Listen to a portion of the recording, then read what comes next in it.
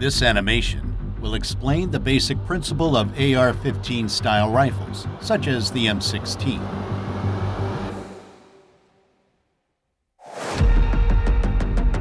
The standard M16 was equipped with a carrying handle and iron sights.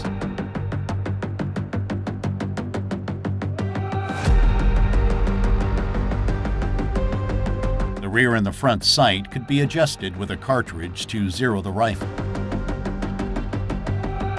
A low-light level sight system for the M16 was also available.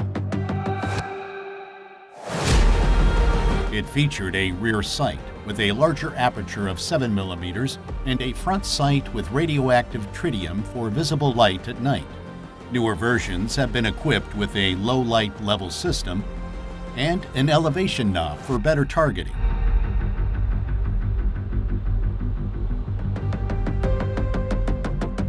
Today, a lot of accessories are available for AR-15 style rifles.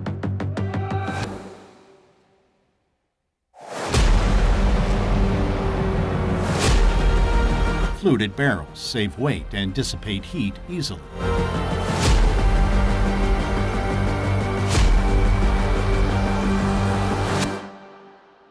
Let's have a look at the M16's trigger mechanism. Initially, the M16 assault rifle could fire in semi-automatic and fully automatic mode. When in safe mode, the trigger cannot be pulled because of the selector's shape. When the selector is moved to semi-automatic mode, the recess in the bottom of the selector allows the trigger to move when it is pulled. As soon as the trigger is pulled, it releases the hammer. When the bolt carrier pushes down the hammer, the disconnector locks it in place. Before another shot can be fired, the trigger must be released so that the trigger sear engages the hammer again. In fully automatic mode, the trigger can move freely, whereas the disconnector stays at its position.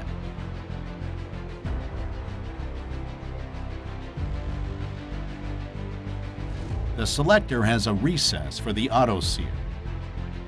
The auto sear catches the hammer when the bolt carrier moves backwards. When the bolt carrier moves forward to chamber a new cartridge, the bolt carrier pushes the auto sear forward, releasing the hammer. Now, let's have a look at the bolt carrier. The bolt carrier houses the bolt that has several locking lugs, which are also called bolt lugs, and a cam pin. When the hammer strikes the firing pin is pushed forward.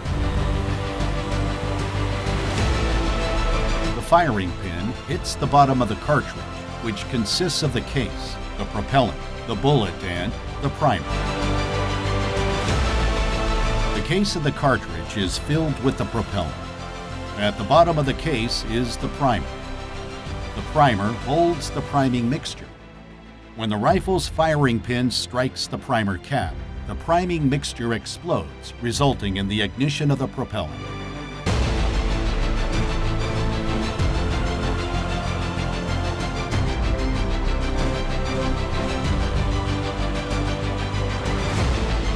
The propellant is available in different shapes and mixtures. It is usually smokeless powder that reaches temperatures above 2,000 degrees Celsius. The pressure in the case pushes the bullet out of the case through the barrel to the target with a velocity of around 1 kilometer per second.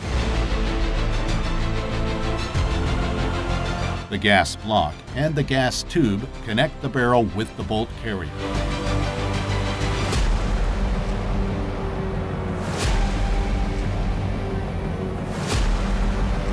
Pressure provided by the propellant is transmitted to the bolt carrier.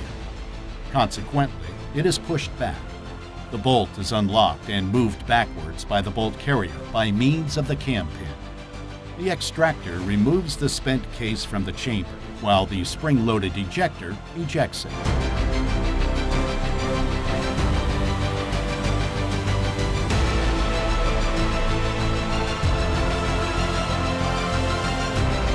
buffer spring is compressed and ready to release the stored energy. Consequently, it will push the bolt carrier back to its initial position. The bolt chambers a new cartridge.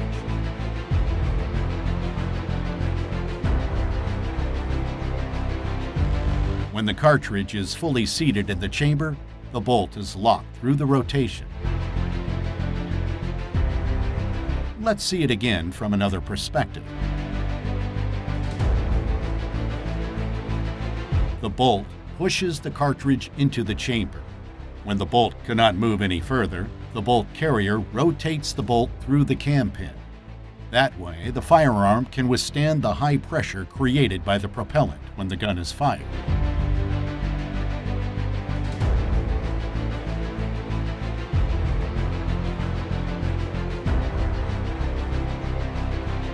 Let's see again the locking mechanism.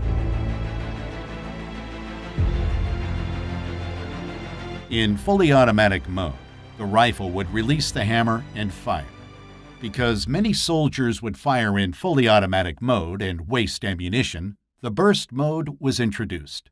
When the trigger is pulled, only 3 rounds are fired. This is possible through a spring clutch.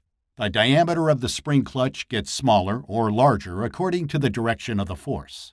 So, when the trigger is pulled, the hammer strikes the firing pin. When the hammer is pushed back by the bolt carrier, the disconnector cam rotates thanks to the spring clutch. This is done 3 times until the burst cam follower reaches the stop notch. Because the stop notch is deeper, the disconnector holds back the hammer.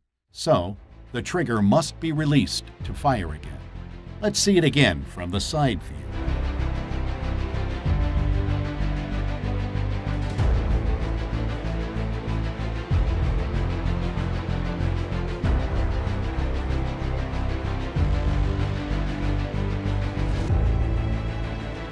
The civilian AR-15 can only fire in semi-automatic mode. It does not have parts and recesses needed for fully automatic firing. Furthermore, the lower receiver does not have room for the auto-sear, and only a full auto bolt carrier can trip the auto-sear. The M16 and other AR-15 style rifles usually use direct impingement to cycle the action. So, when the bolt carrier moves backwards, residue can enter the upper receiver and other parts. This gunshot residue can become a big problem when the rifle is not cleaned regularly. Let's have a look at the upper receiver.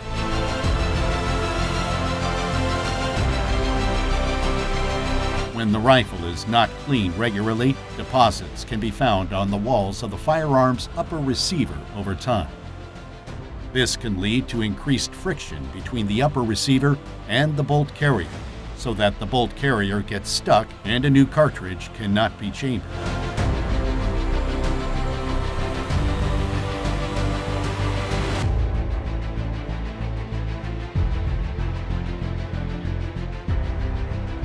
Here, the forward assist can help.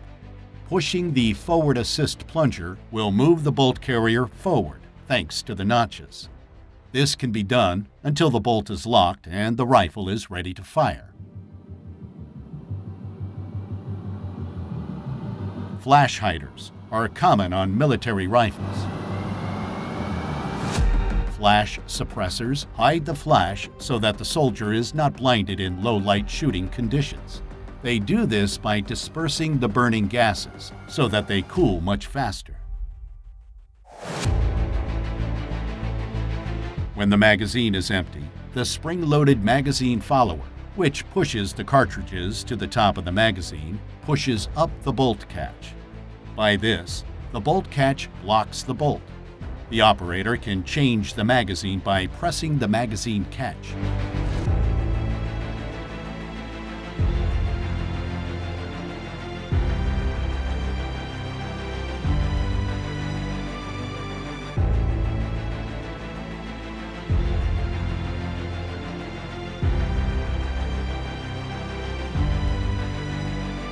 Pushing the bolt catch will release the bolt.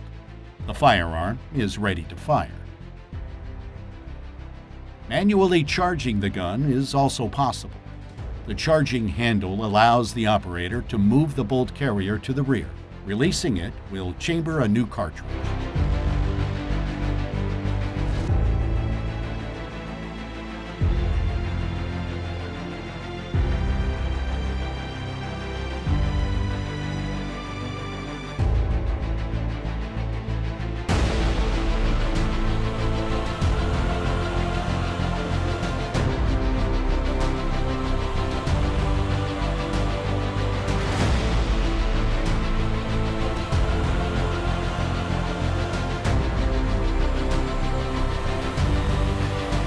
Subscribe now and never miss a new animation.